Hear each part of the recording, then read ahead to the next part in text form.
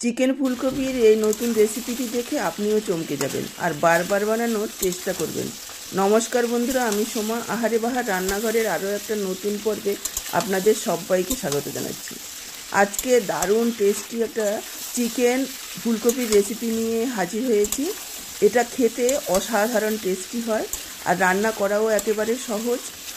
ঘরে থাকা মাত্র কয়েকটা উপকরণ দিয়ে তৈরি হয়ে যাবে। যারা চিকেন ফুলকপি খেতে ভালোবাসেন তারা খুব সহজেই এই রেসিপিটা তৈরি করে ফেলতে পারবেন।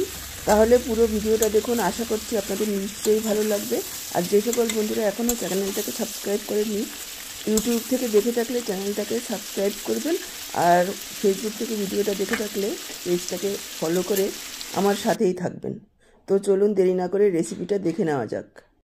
আজকে দুর্দান্ত স্বাদের এই চিকেন ফুলকপির রেসিপিটা করার জন্য দেখুন আমি এখানে 1 কেজি চিকেন ভালোভাবে ধুয়ে পরিষ্কার করে নিয়ে এসেছি। এবার চিকেনটাকে প্রথমে আমরা ম্যারিনেট করে সাইডে রেখে দেব 15 থেকে 20 মিনিটের জন্য। সেই সময় আমরা বাকি উপকরণগুলো রেডি করে নেব। চিকেনের মধ্যে দিয়ে দিলাম পরিমাণ মতো লবণ আর হাফ চা চামচ গোলমরিচের গুঁড়ো, আর দিয়ে দিলাম 2 টেবিল চামচ পরিমাণ টক দই। চিকেনটাকে ধুয়ে ভালোভাবে জল ঝরিয়ে নেবেন। তাতে করে কি হবে, যে আমরা ম্যারিনেট করব মশলাটা চিকেনের গায়ে খুব ভালোভাবে লেগে যাবে। এবার চিকেনটাকে একটু হাত দিয়ে এভাবে চটকে চটকে মাখবো, তাহলে মশলাটা ভেতর পর্যন্ত ঢুকে যাবে। চিকেনগুলো রান্নার পর খেতে ভালো লাগবে। আর এইভাবে দই দিয়ে চিকেনটাকে ম্যারিনেট করার জন্য চিকেনটা একেবারে নরম তুলতুলে হবে। ঢাকা দিয়ে সাইডে রাখছি। আর এই সময়ে দেখুন আমি এখানে নিয়েছি একটা বড় সাইজের ফুলকপি। যদিও আমি পুরোটা ফুলকপি নেব না, এখান থেকে উপর থেকে বড় বড় যে ফুলগুলো হয় ফুলকপির সেইগুলো কেটে নেব। দেখুন প্রায় অর্ধেকটা পরিমাণ ফুলকপি আমি এখানে কেটে নিয়েছি। এইভাবে একটু বড় বড় টুকরোই রাখবো, কেননা চিকেন যেহেতু সেদ্ধ হয়ে যাবে খুব সহজে, নাহলে কপিগুলো গলে যাবে। এবার কপির ডাঁটগুলোকে এইভাবে একটু ফেলে দিলাম, তা না হলে ফুলগুলো গলে যায় আর কপির ডাঁটগুলো শক্ত থেকে যায়। এবার এদিকে কিছুটা গরম জল বসিয়ে দিয়েছি, ফুলকপিগুলোকে একটু ভাপিয়ে নেব। এখন যেহেতু শীতের মাঝামাঝি সময়, ফুলকপি এখন যদি একটু ভাপিয়ে না নেওয়া হয় তাহলে ফুলকপির একটা গন্ধ আসে, যার জন্য ভালো লাগবে না। একটু ভাপিয়ে নিতে হবে লবণ জলে, খুব বেশি নয়, 1 থেকে 2 মিনিট ফুটন্ত গরম জলে এইভাবে নাড়াচাড়া করে কপিগুলোকে তুলে নিতে হবে। এতে করে গন্ধটাও চলে যাবে আর ফুলকপির মধ্যে যদি কোনো রকম পোকামাকড় থাকে সেটাও বেরিয়ে যাবে। দেখুন জলটা ফুটতে শুরু করেছে, একটু নাড়াচাড়া করে নিয়েছি। এবার ছেঁকে তুলে নেব। কপিগুলো তুলে নিয়ে কড়াইটাকে পরিষ্কার করে নিয়ে এসেছি। দিয়ে দিচ্ছি সরষের তেল। প্রথমে 3 টেবিল চামচ পরিমাণ সরষের তেল দিয়ে দিয়েছি। এই রান্নাটা সরষের তেলেই ভালো লাগবে। আপনারা চাইলে আপনাদের পছন্দ অনুযায়ী যে কোনো রান্নার তেল দিয়ে করতে পারেন। আর তেলের পরিমাণ আমি একটু বেশি ব্যবহার করছি, আপনারা চাইলে আরেকটু কমিয়েও দিতে পারেন। এবার কপিগুলোকেই প্রথমে ভেজে নেব। গ্যাসের ফ্লেমটাকে মিডিয়ামে রেখে প্রায় 3-4 মিনিট সময় নিয়ে একেবারে লালচে করে কপিগুলোকে ভেজে নেব। এতে করে কপিগুলো খেতে ভালো লাগবে। দিয়ে দিলাম কপিগুলো, আর দিয়ে দিলাম পরিমাণ মতো লবণ, সামান্য একটু হলুদ গুঁড়ো আর সামান্য একটু লাল লঙ্কার গুঁড়ো। এভাবে নাড়াচাড়া করে ভেজে নিতে হবে। কপিগুলো ভাজা হতে প্রায় 3-4 মিনিট সময় লাগবে। এই সময় দেখুন আমি এখানে নিয়েছি 4টে মিডিয়াম সাইজের পেঁয়াজ। পেঁয়াজগুলোকে এইভাবে একটু পাতলা পাতলা করে কেটে নেব। পেঁয়াজগুলোকে কেটে নিয়েছি। আর নিয়েছি একটা টমেটো। টমেটোটাকেও গোড়ার দিকটা এইভাবে একটু কেটে ফেলে দিয়ে এভাবে ছোট ছোট করে টুকরো করে কেটে নিচ্ছি। ফুলকপিগুলোকে লালচে করে ভেজে নিয়েছি। দেখুন প্রায় 3-4 মিনিট সময় নিয়ে এবার ফুলকপিগুলোকে তুলে রাখছি। ফুলকপিগুলো প্রায় 50% সেদ্ধও হয়ে গেছে। এবার কড়াতে দিয়ে দিচ্ছি 4 টেবিল চামচ পরিমাণ সরষের তেল। তেল গরম হয়ে যাওয়ার পর দিয়ে দিচ্ছি কুচনো পেঁয়াজ। পেঁয়াজগুলোকে লালচে করে ভেজে নেব। গ্যাসের ফ্লেমটাকে হাইতে রেখে প্রথমে পেঁয়াজগুলোকে এভাবে নাড়াচাড়া করে ভাজবো।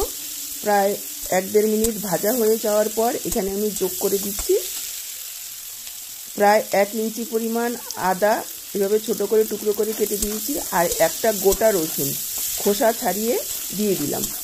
এবার একসঙ্গে ভেজে নেব একেবারে লালচে করে। প্রায় 3-4 মিনিট সময় নিয়ে নাড়াচাড়া করে ভাজতে হবে।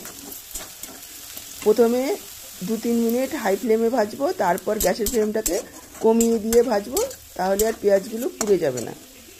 দেখুন পেঁয়াজগুলো ভাজা হয়ে গেছে। এবার এইভাবে একটু তেল ছেঁকে তুলে নিচ্ছি। চাপ দিলেই হালকা করে এক্সট্রা তেলটা বেরিয়ে যাবে। পেঁয়াজগুলো তুলে নিয়ে এখানে ফোড়নে দিয়ে দিচ্ছি 4-5টা কালো গোলমরিচ, 3টে লং, ছোট 2-3 টুকরো দারচিনি, 2টো এলাচ আর একটা জয়িত্রীর 4 ভাগের 1 ভাগ। এবার লো ফ্লেমে কয়েক সেকেন্ডের জন্য একটু ভেজে নিয়েছি। তারপর এখানে দিয়ে দিচ্ছি ম্যারিনেট করে রাখা চিকেন।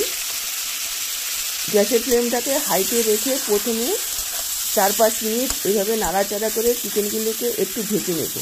হাই ফ্লেমে রেখেই ভাজবেন, তাহলে অল্প অল্প যে জলটা বের হবে শুকিয়ে যাবে। এতে চিকেনটা একটু ভাজা ভাজা হবে, এই সুন্দর একটা গন্ধ হবে, ভাজা ভাজা গন্ধ হবে চিকেনের মধ্যে। এখানে কোনো রকম ঢাকা দেব না, ঢাকা দিলে কিন্তু জল বেরিয়ে যাবে, তাহলে চিকেনগুলো সেদ্ধ হবে, ভাজা হবে না। দেখুন প্রায় 4-5 মিনিট সময় নিয়ে হাই ফ্লেমে চিকেনগুলোকে ভেজে নিয়েছি। জলটা শুকিয়ে গিয়ে অনেকটাই তেল বেরিয়েছে চিকেনের থেকে। এবার আমি যোগ করে দেব কিছু গুঁড়ো মশলা। এখানে যোগ করে দিচ্ছি 1/2 চা চামচ হলুদ গুঁড়ো, 1 চা চামচ ধনের গুঁড়ো, 1 চা চামচ জিরের গুঁড়ো, 1 চা চামচ লাল লঙ্কার গুঁড়ো আর 1/2 চা চামচ দিয়ে দিচ্ছি কাশ্মীরি লাল লঙ্কার গুঁড়ো। কাশ্মীরি লাল লঙ্কার গুঁড়োটা সম্পূর্ণ অপশনাল, এতে ঝাল হবে না, কালারটা সুন্দর হবে, সেই জন্য আমি দিয়েছি, আপনারা চাইলে নাও দিতে পারেন। এবার গ্যাসের ফ্লেমটাকে মিডিয়ামে রেখে এইভাবে নাড়াচাড়া করে মশলাগুলোকেও একটু ভেজে নেব। প্রায় 2-3 মিনিট ভেজে নেব। খেয়াল রাখবেন যাতে গুঁড়ো মশলাটা না পুড়ে যায়। যদি কোনো রকম অসুবিধা হয় তাহলে অল্প পরিমাণে জল দিয়ে তারপর মশলাটাকে কষাবেন, আর না হয় গ্যাসের ফ্লেমটাকে একেবারে লোতে করে দিয়ে ভাজতে হবে। এতে মশলাটাও খুব সুন্দর একটু ভাজা ভাজা হবে।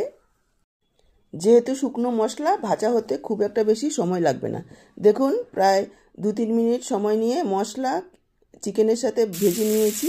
এবার আমি যোগ করে দিলাম কেটে রাখা টমেটোটাকেও নাড়াচাড়া করে মিশিয়ে নেব। তারপর গ্যাসের ফ্লেমটাকে লোতে করে ঢাকা দিয়ে প্রায় 15 থেকে 20 মিনিট মাংসটাকে কষিয়ে নেব। গ্যাসের ফ্লেমটাকে মিডিয়াম লোতে রেখেই কষাতে হবে, তা না হলে মশলা পুড়ে যেতে পারে। এই সময় দেখুন যে আমরা পেঁয়াজ রসুনটা ভেজে রেখেছিলাম ঠান্ডা হয়ে গেছে। মিক্সচার জারে নিয়ে নিয়েছি, সামান্য পরিমাণে একটু জল দিয়ে এইরকম মিহি একটা পেস্ট তৈরি করে নিয়েছি। আর এদিকে প্রায় 20 মিনিট মতো মাংসটাকে কষিয়ে নিয়েছি। দেখুন কালারটা কতটা সুন্দর হয়েছে দেখতে, আর মাংসটাও প্রায় 80% সেদ্ধ হয়ে গেছে। তবে ঢাকা তুলে 2-3 মিনিট অন্তর অন্তর নাড়াচাড়া করে দিতে হবে, যাতে নিচে লেগে না যায়। এবার আমি যোগ করে দিচ্ছি পেস্ট করে রাখা পেঁয়াজ রসুন আদা। মিক্সচার জারে অল্প পরিমাণ জল দিয়ে দিলাম, অনেকটাই মশলা লেগেছিল। এবার সব কিছু একসঙ্গে আরও 2-3 মিনিট মিডিয়াম হাই ফ্লেমে কষিয়ে নেব। দেখুন হাই ফ্লেমে আরও 3-4 মিনিট কষিয়ে নিয়েছি। এবার আমি যোগ করে দিচ্ছি ভেজে রাখা ফুলকপিগুলোকেও আরও 1-1.5 মিনিট একটু নাড়াচাড়া করে কষিয়ে নেব মশলার সাথে, চিকেনের সাথে, এতে করে ফুলকপিগুলো খেতে ভালো লাগবে। দেখুন আরও 2 মিনিট মতো ফুলকপিগুলোকে কষিয়ে নিয়েছি। এবার আমি দিয়ে দিচ্ছি জল।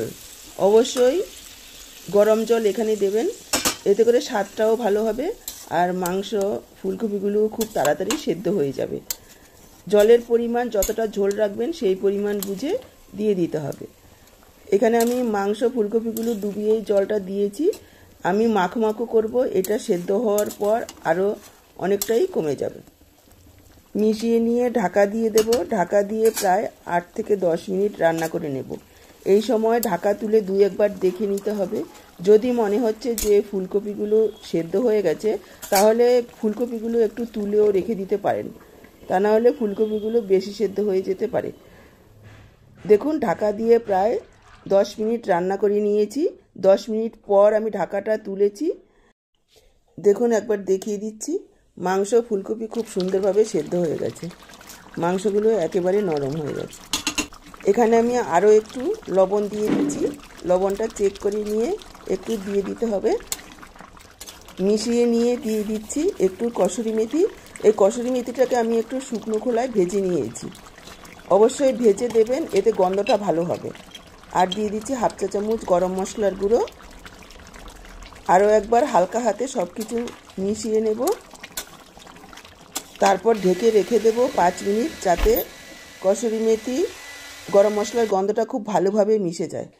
5 মিনিট পর দেখুন ঢাকাটা তুলেছি, দেখেই বুঝতে পারছেন যে কতটা লোভনীয় হয়েছে দেখতে, খেতেও অসাধারণ হয়। চাইলে আপনারা এখানে 1 চা চামচ ঘিও যোগ করতে পারেন, তবে আমি আর এখানে দিচ্ছি না। দেখুন আমি সার্ভ করে দিয়েছি।